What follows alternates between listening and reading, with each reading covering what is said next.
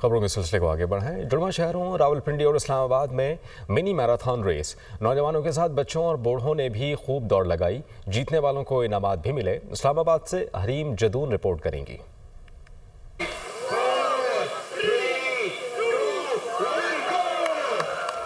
اسلام آباد میں run for green tomorrow marathon, Rawalpindi میں پہلی چیف منسٹر منی میراتھن، صبح سویرے بچے بڑوں کی دوڑ، غیر ملکی کھلاڑی اور سفارتکار بھی شریک، صحت مند سرگرمی کو خوب سراہا۔